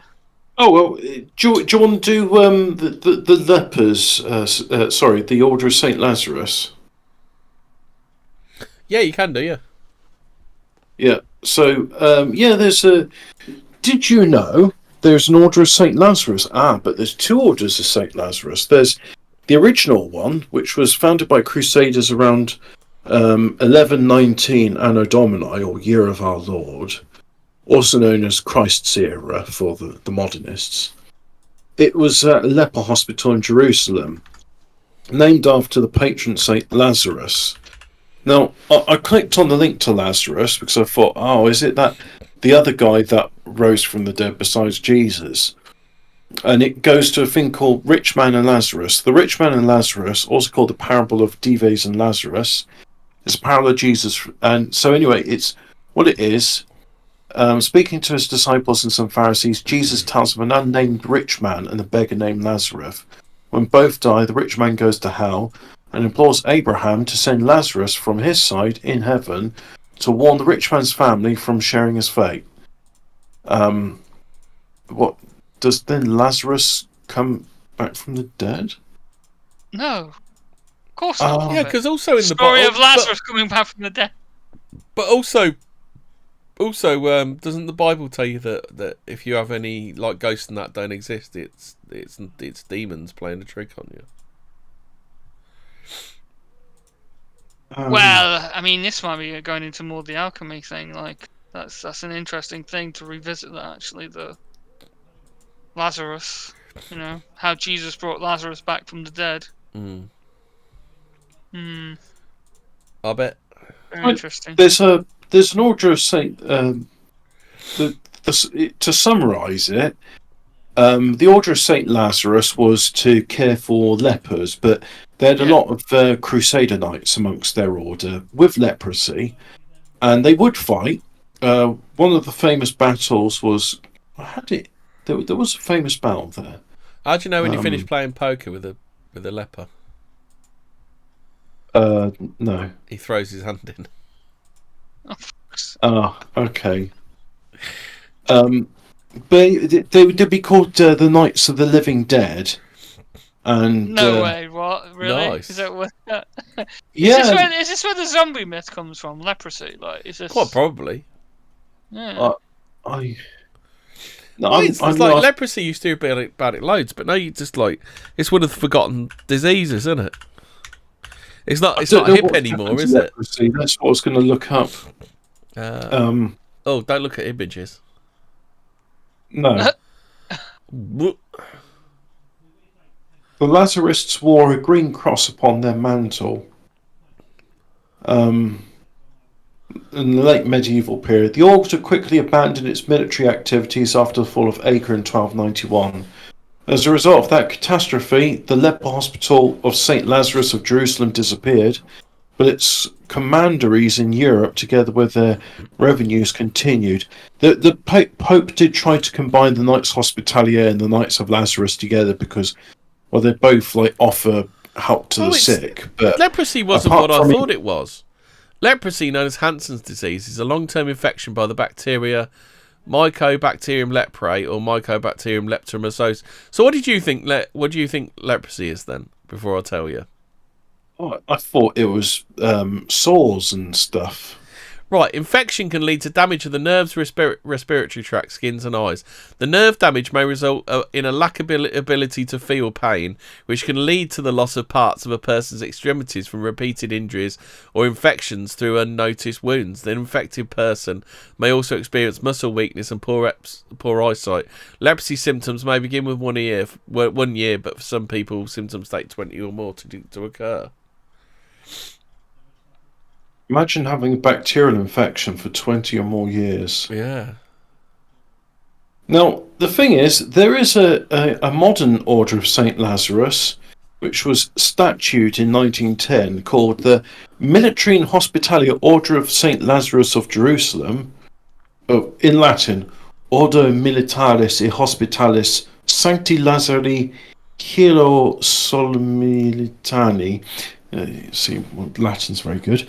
It's an ecumenical Christian self-styled order. What's a self-styled? The self-styled order, pseudo-chivalric order, is an organisation which claims to be a chivalric order, but is not recognised as legitimate by countries and international bodies. That is good. By Council of Catholics in Paris, France, initially under the protection of Patriarch Cyril VIII Jaha. Was Patriarch of the Greek Catholic Church. Oh, okay. In the 1920s, it expanded its jurisdiction, enrolling members from other countries in Europe and in Americas. It re-established the office of Grand Master in 1935. Linking the office to members of the Spanish royal family. It assumed a ecumenical dimension in the 1950s to expand its membership to individuals of other Trinitarian Christian denominations in British Commonwealth countries. I have no idea what Trinitarian means. Is this like Christians that believe in the Holy Trinity as opposed to Christians that don't believe in the Holy Trinity? Is there such a thing? In which case, is it not redundant to say a Christian's a Trinitarian? What is a Trinitarian? Well, the Trinity, isn't it? The Holy Ghost, the Father and the Son, right? A Trinitarian believes in the doctrine of the Trinity. This doctrine states that one God is revealed in three persons. We refer to the three persons as God the Father, God the Son, and God the Holy Spirit.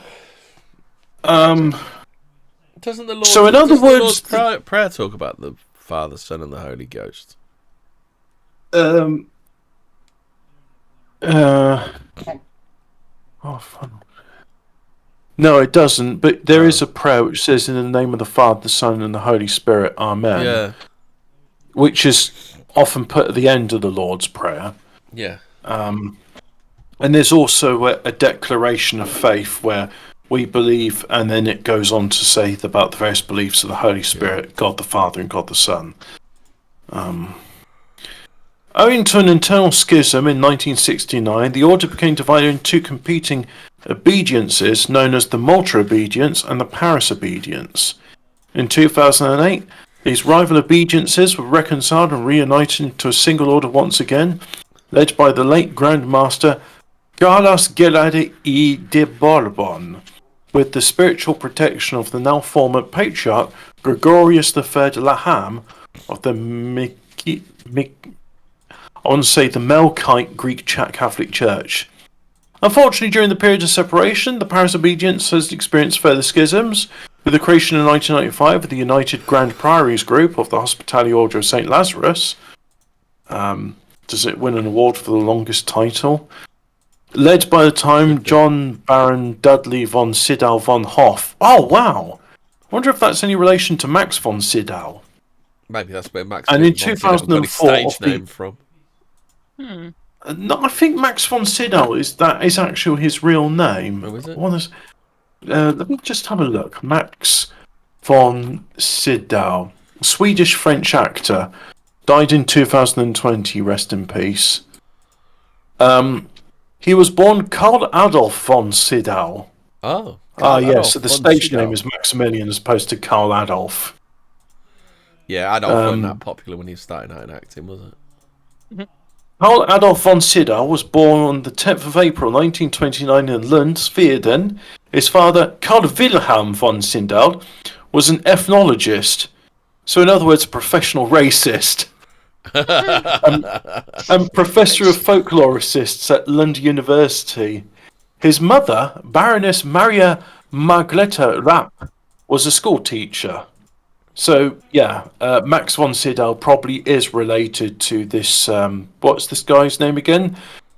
John Baron Dudley von Sydow von Hoff. And in 2004, Orléans obedience, led at the time by Prince Charles Philippe d'Orléans, not to be confused with King Charles. Charles Philippe Marie-Louis d'Orléans is a member of the House of Orléans. He is the elder of two sons of Prince Michael. Under the protection of Henri d'Orléans, Count of Paris. I thought, there wasn't a French aristocracy. How come there's, princes and stuff in France? Don't know. Let me just have a look at this House of... Well, it's Prince Michael of Kent. That's not Prince Michael of Kent, is it, you're talking about? Henri, Count of Paris, Duke of France... Oh, okay then. ...was the Orleanist pretender to the defunct French throne as Henry VII. Oh. Is this in the Wayback Machine? Is this in the Before Times? No, he was born in 1933, so he was born after the French Revolution. Okay. But he's known as a prince, and his successor is Prince Jean, Count of Paris. Weird. So there are French nobility. Oh, I wait, you thought- got the Monaco. They're French nobility, aren't they? Yeah. They must be part of that, mustn't they? Then. I didn't know they existed. I thought they all had to just be like, oh yeah, I'm just Mr. von Sydow from now on. I'm not. Well, we're Baron talking about von black Sydow." nobility, yeah.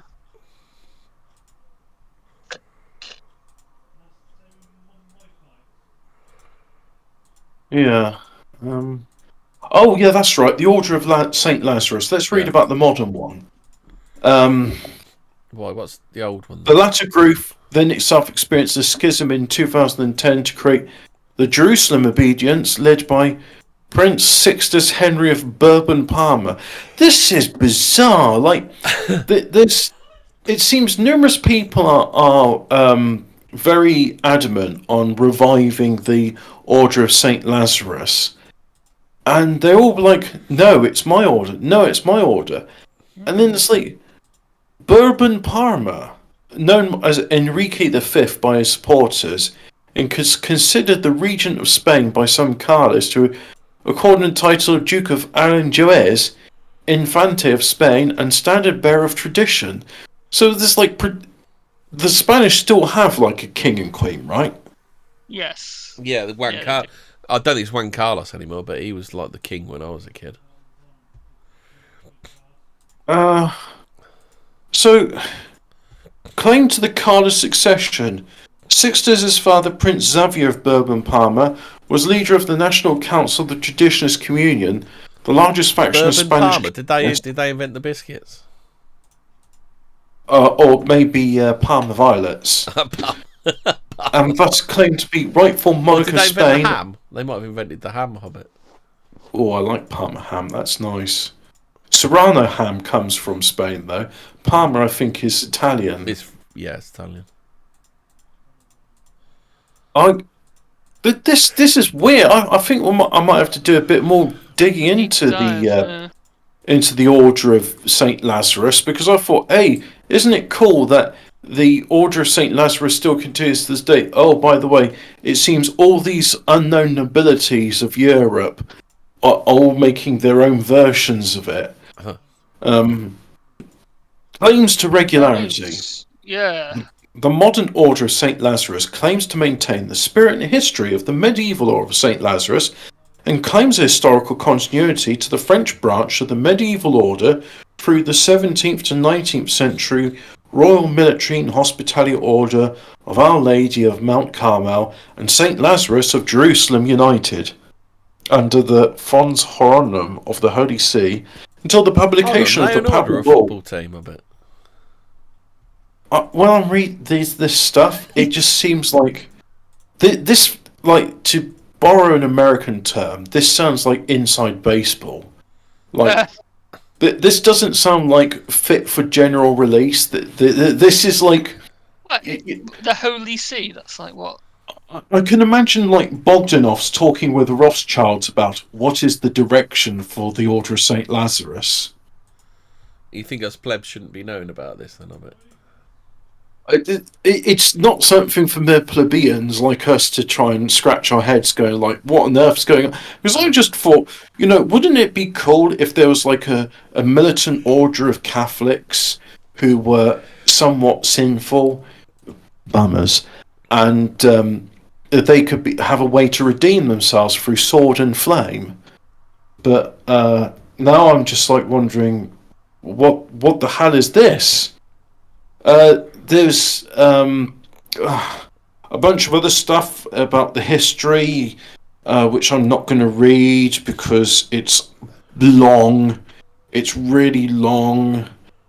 The historical events following the loss of French royal patronage in 1830 can only be left to traditional history and conjecture. It's claimed that in the 1840s, the Council of Officers of the Order sought patronage from the Melkite Patriarchy. So I don't know why this traditionally French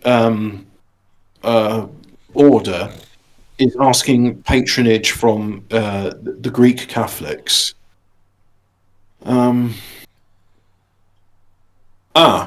Tradition holds the reorganization came in 1841 under the aegis of Francophile Melkite Patriarch Maximus III.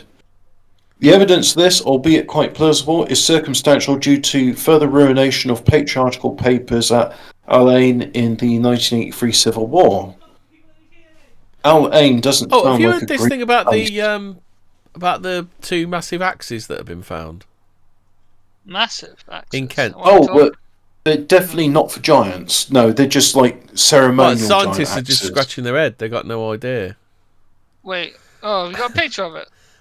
Is it like when you go to a medieval library and they got these massive books Yeah. which you need like 4 men to hold up? Yeah, but weren't that like dick swinging though? I can imagine why medieval. Definitely not books for giants. No. Thought to date back what's 300,000 years, the axes were discovered alongside a treasure trove of artefacts on a hillside in Medway Valley, Kent. Their size has proven somewhat puzzling, with one measuring around a foot in length, far larger than the tools typically found from that time period, leading experts to question what were they used for.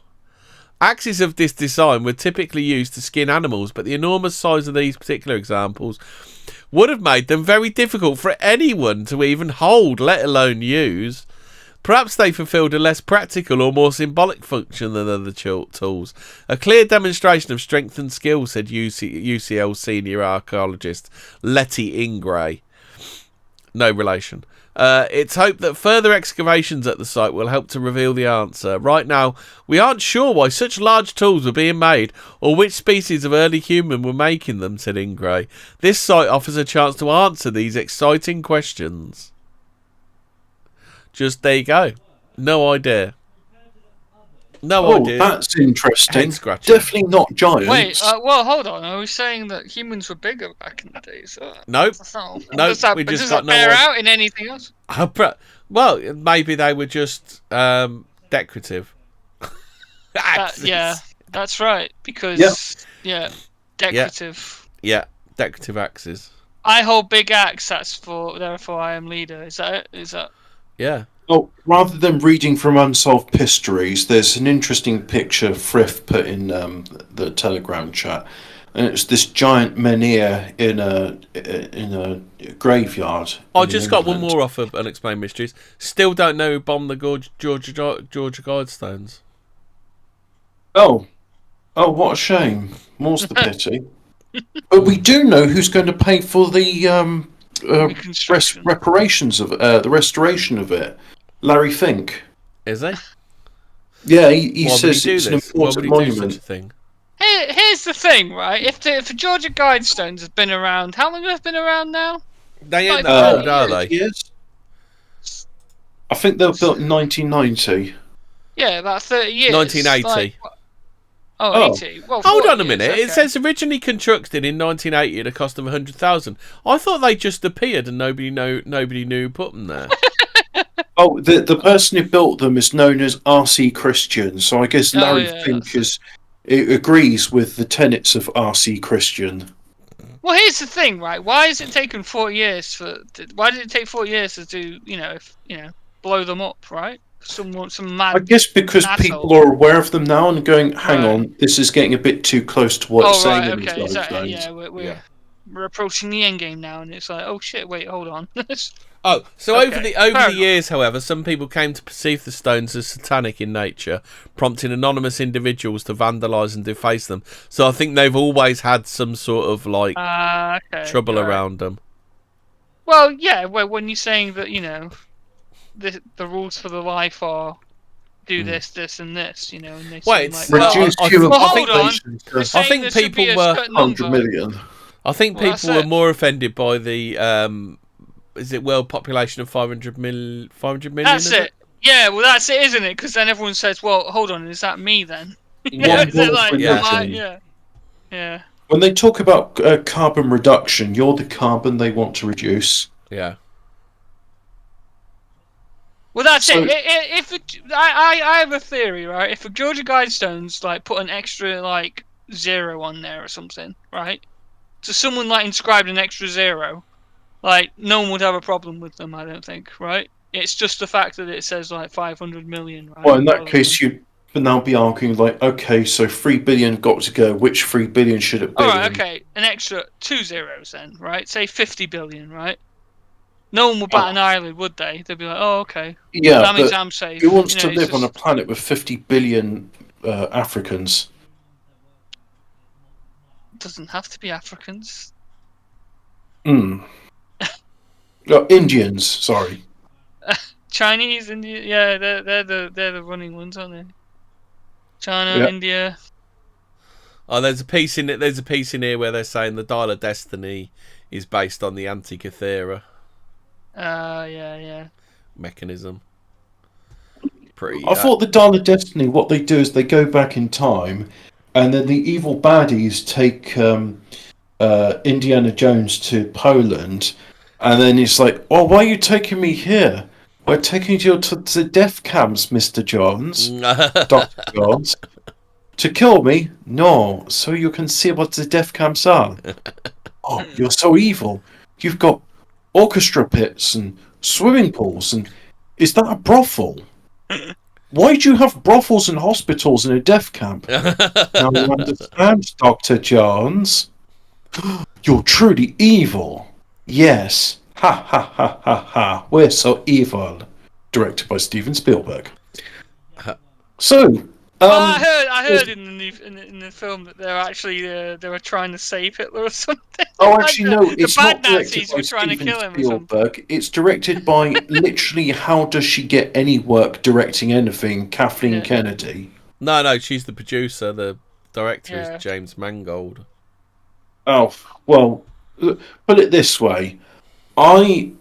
As someone who is not a professional filmmaker and I have no interest in film direction, could do a better job than Kathleen Kennedy of directing films. I think anybody could do. Well, Do you know how I do it? It'd be very simple. She produces, but she just constantly interferes all the time, so people can't make the film the way they want to.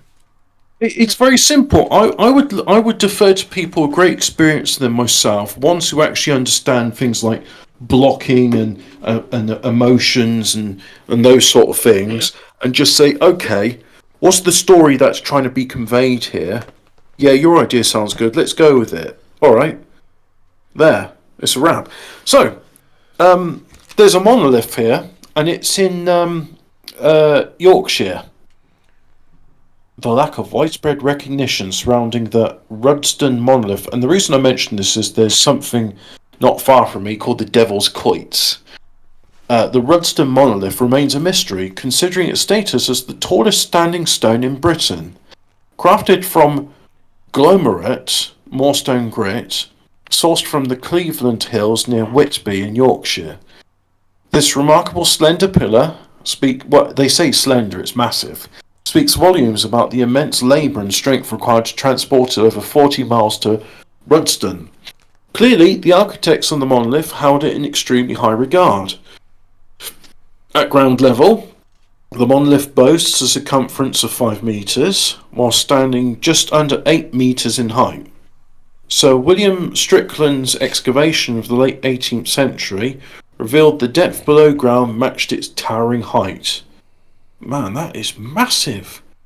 Like 16 metres long, and half of it's buried in the soil. The means by which this monumental stone arrived at its current...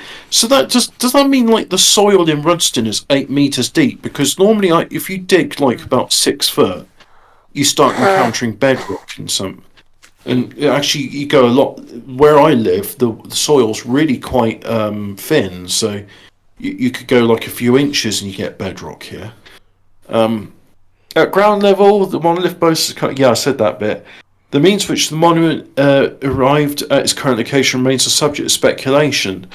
Nevertheless, it stands as a testament to the engineering skills and human efforts of the late Neolithic or Bronze Age. It is highly probable that the stone served as a sacred site or worship centre for the indigenous pagan religion in prehistoric times. Oh, hang on, I thought this was a nation of immigrants. How can we have indigenous anything? Yeah. Following a successful strategy, Anglo-Saxon missionaries likely Christianized this already revered object, possibly affixing a cross to its summit. This could explain the name Rudston, as the Old English term for cross is rud, while stain means stone. Oh, so Holyrood just means Holy Cross. Oh. During the Saxon era, a church may have been constructed on the site where the present-day church now stands. Unfortunately, all traces of its existence have vanished, and the Domesday Survey of 1086 does not record any church building in Rudston. A popular myth surrounding the stone's origin suggests that the devil, angered by the construction of a church on this pagan sacred hill, hurled a colossal stone javelin or thunderbolt to destroy it. However, divine intervention deflected his aim, causing the stone to land in its current position. And there's an image here with like some men standing next to it, and yeah, it's huge. It really is huge. That's bigger than any of the Sarsen stones in Stonehenge. Yeah, but people back then were thick, so they didn't really know, so they made it up. The reason I mention this is because there's something called the Devil's Quoits. Have you heard of a game called Quoits? No. Is that the one with the rope? Yeah, it's like horseshoes, except you do it with knotted rope. Yeah. So the Devil's Quoits is a henge and stone circle in the south of the village of Standon Harcourt in Oxfordshire, England. The site is believed to be from the Neolithic period, between 4,000 and 5,000 years ago. The quoits were restored between 2002 and 2008, with stones which had been knocked over had fallen over being re-erected, and the surrounding earthworks have been rebuilt. The name Devil's Quoits is associated with a legend that states that the devil once played quoits with a beggar for his soul, and won by flinging the great stones.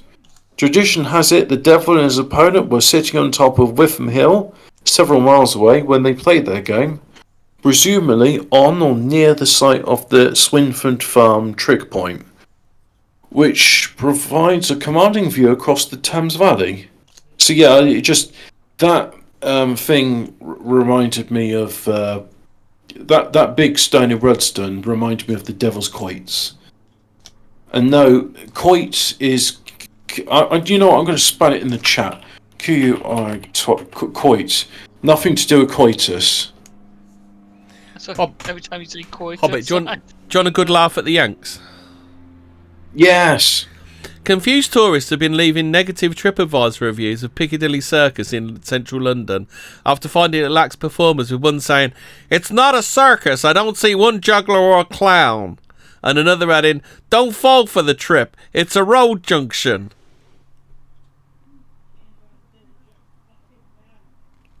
No, not funny. Sorry, I was just thinking about Costco fuel membership and it's pretty cheap. What? Yeah, but you got to pay like a annual membership fee. And it's like, how many trips were like? I was trying to figure out like how many trips, how much like natural gas fuel would I have to get in order to justify an LNG conversion for my Jag? And has anyone seen this video? Actor Ahmed Ali Akbar caused a stir on social media by circulating a video shot on location near Islamabad, Pakistan, that appeared to show a tree crying for help. It showed a coin-sized hole in the tree from which can be heard sounds resembling human cries of distress. Some commenters believed it's paranormal in origin, while several took it as a sign that nature is in distress, although others pointed out that National Geographic had explained the water-stressed trees from tiny bubbles in their trunks that burst and cause sounds that might seem like voices.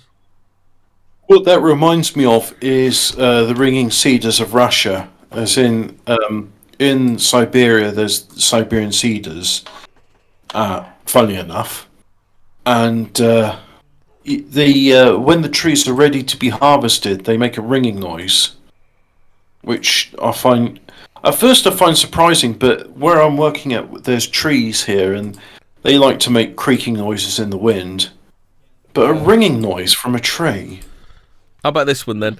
After a houseboat sank on the Bridgewater Canal in Eccles, Greater Manchester, emergency services used an underwater camera to investigate the wreck and ensure no one was on board. Instead, they found the boat was stacked full of bottles and cans of beer, the weight of which had caused the vessel to keel over and sink. The Federal Reserve Building in Washington, D.C. is called the Eccles Building. Is it? I only mention that because we're talking about Eccles.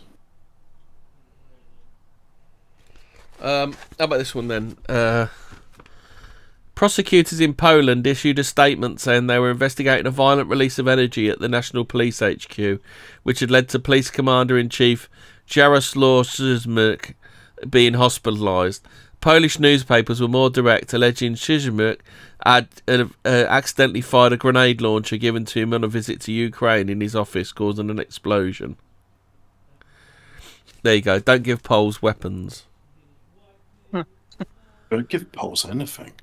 How about this one then? Researchers at the Academy of Military Sciences in Beijing have published a paper in the Chinese language journal Military Medical Sciences detailing an experiment that used a common gene editing tool to insert a gene from tardigrades, the tiny but notoriously tough invertebrates, into human embryonic stem cells.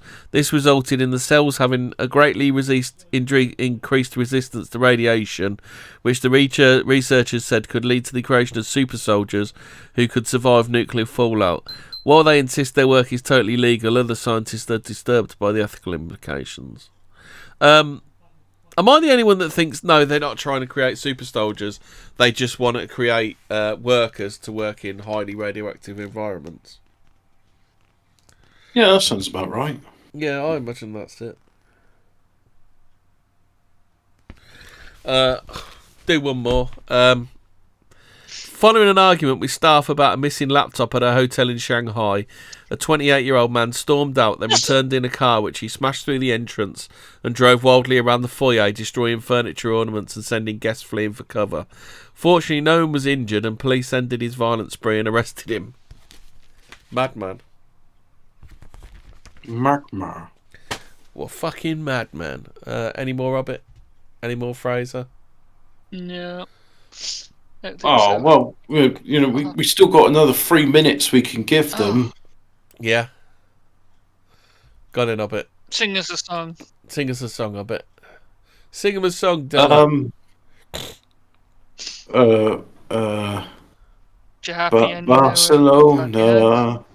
Barcelona. Right, that's it. I think we're done. We're at. Yeah. Stay spooky. So what are we doing next week? Do we know? Or... Oh, Ian said he's coming on. Oh, nice. Okay. Right. Yeah, because I want to get down to the alchemy thing. I think Hobbit will like that. Well, he might not actually, but... Yeah. What's that? Even the alchemy, the wonderful world of alchemy and what they believe. Ian's doing alchemy. No, I want to. Fraser's doing alchemy. I'll do that. After Okay. That's all right then, because I just it doesn't sound he's like on saying Ian next week with a special surprise. Oh. Is he the BBC newsreader? Possessed. Is he in the BBC newsreader? He's probably coming on to tell us he got possessed and bum-fucked in the woods by a bear or something. I don't know. Yeah. The log lady from Twin Peaks. I never watched Twin Peaks. She carries that log which contains the spirit of her dead husband. That's what it reminds him of. I do not remember this. I've never really watched it, so I can't say. Look, I remember the creepy dwarf. Frithwolf wants to know why you want to dig 6 feet deep. I seem to remember digging and this soil. The idea that soil is 8 meters deep I find surprising. Oh, we got Titanic next week. The Footsteps of Frederick Fleet. Oh, okay. Yeah. Let's go. Gosh, Right, ladies and gents, good night. I feel like I should go to bed. Yeah, Hobbit needs to go to bed, and we all do. So, Good night all. Stay spooky. Yeah.